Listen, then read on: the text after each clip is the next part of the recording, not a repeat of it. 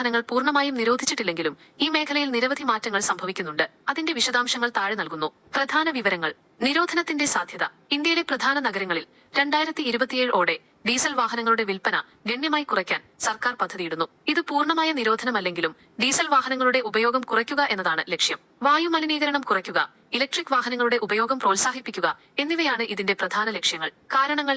വായുമലിനീകരണം. ഡീസൽ വാഹനങ്ങൾ പുറന്തള്ളുന്ന പുക വായുമലിനീകരണത്തിന് പ്രധാന കാരണമാണ്. ഇത് മനുഷ്യന്റെ ആരോഗ്യത്തിന് ദോഷകരമാണ്. പ്രധാന നഗരങ്ങളിലെ വായുവിന്റെ ഗുണനിലവാരം മെച്ചപ്പെടുത്തുക എന്നതാണ് സർക്കാരിന്റെ പ്രധാന ലക്ഷ്യം. പരിസ്ഥിതി സംരക്ഷണം. കാർബൺ പുറന്തള്ളൽ കുറയ്ക്കുക, കാലാവസ്ഥാ വ്യതിയാനം തടയുക എന്നിവ ലക്ഷ്യമിട്ട് ഇലക്ട്രിക് വാഹനങ്ങളുടെ ഉപയോഗം പ്രോത്സാഹിപ്പിക്കുന്നു. സർക്കാർ നയങ്ങൾ. ഇലക്ട്രിക് വാഹനങ്ങളുടെ ഉപയോഗം പ്രോത്സാഹിപ്പിക്കുന്നതിന് സർക്കാർ നിരവധി പദ്ധതികൾ നടപ്പിലാക്കുന്നുണ്ട്.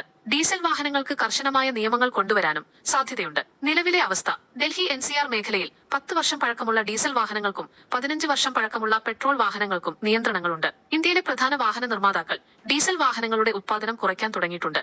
സാധാരണക്കാർ ശ്രദ്ധിക്കേണ്ട കാര്യങ്ങൾ. ഡീസൽ വാഹനം വാങ്ങാൻ ഉദ്ദേശിക്കുന്നവർ ഭാവിയിലെ സർക്കാർ നയങ്ങൾ ശ്രദ്ധിക്കുക. ഇലക്ട്രിക് വാഹനങ്ങൾ, CNG വാഹനങ്ങൾ തുടങ്ങിയ ബദൽ മാർഗങ്ങളെക്കുറിച്ച് ആലോചിക്കുക. വാഹനവുമായി ബന്ധപ്പെട്ട പുതിയ നിയമങ്ങളെക്കുറിച്ച് എപ്പോഴും അറിഞ്ഞിരിക്കുക.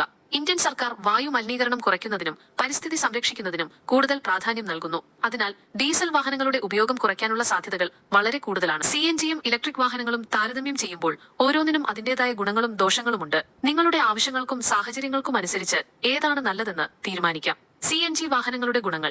കുറഞ്ഞ മലിനീകരണം. ഡീസൽ, പെട്രോൾ വാഹനങ്ങളെ അപേക്ഷിച്ച് CNG കുറഞ്ഞ മലിനീകരണം ഉണ്ടാക്കുന്നു. കുറഞ്ഞ ഇന്ധനച്ചെലവ്. ഡീസൽ, പെട്രോൾ എന്നിവയുമായി താരതമ്യം ചെയ്യുമ്പോൾ CNGക്ക് വില കുറവാണ്. ലഭ്യത. ഇന്ത്യയിൽ CNG സ്റ്റേഷനുകളുടെ എണ്ണം വർദ്ധിച്ചുകൊണ്ടിരിക്കുന്നു. CNG വാഹനങ്ങളുടെ ദോഷങ്ങൾ.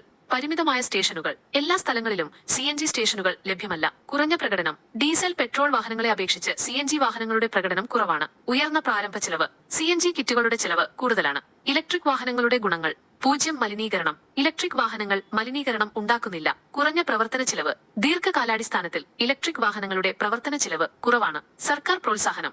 ഇലക്ട്രിക് വാഹനങ്ങളെ പ്രോത്സാഹിപ്പിക്കുന്നതിന് സർക്കാർ നിരവധി പദ്ധതികൾ നടപ്പിലാക്കുന്നുണ്ട്. ഇലക്ട്രിക് വാഹനങ്ങളുടെ ദോഷങ്ങൾ.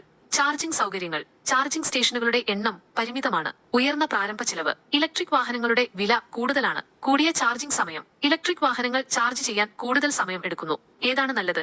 നഗരങ്ങളിൽ ഉപയോഗിക്കുന്നവർക്ക് ഇലക്ട്രിക് വാഹനങ്ങൾ നല്ലൊരു ഓപ്ഷനാണ്. ദീർഘദൂര യാത്രകൾ ചെയ്യുന്നവർക്ക് CNG വാഹനങ്ങൾ പരിഗണിക്കാവുന്നതാണ്. നിലവിൽ CNG സ്റ്റേഷനുകളുടെ എണ്ണം കൂടുതലായി വരുന്നുണ്ട്. അതിനാൽ CNG തിരഞ്ഞെടുക്കുന്നത് നല്ലതാണ്. ഇലക്ട്രിക് വാഹനങ്ങളുടെ ചാർജിംഗ് സ്റ്റേഷനുകളുടെ എണ്ണം കൂടാൻ ഇനിയും സമയമെടുക്കും. നിങ്ങളുടെ ആവശ്യങ്ങൾ, യാത്ര ചെയ്യുന്ന ദൂരം, സാമ്പത്തിക സ്ഥിതി എന്നിവയെ ആശ്രയിച്ചിരിക്കും ഏത് വാഹനം തിരഞ്ഞെടുക്കണമെന്ന് തീരുമാനിക്കേണ്ടത്. കൂട്ടുകാരെ, ഇന്നത്തെ വീഡിയോ നിങ്ങൾക്ക് ഇഷ്ടമായെന്ന് വിശ്വസിക്കുന്നു. CNGയെക്കുറിച്ചുള്ള കൂടുതൽ വിവരങ്ങൾ അറിയാൻ താല്പര്യമുണ്ടെങ്കിൽ നിങ്ങളുടെ സംശയങ്ങൾ കമന്റ് ബോക്സിൽ ചോദിക്കാവുന്നതാണ്. നിങ്ങളുടെ അഭിപ്രായങ്ങൾ ഞങ്ങൾക്ക് വളരെ വിലപ്പെട്ടതാണ്.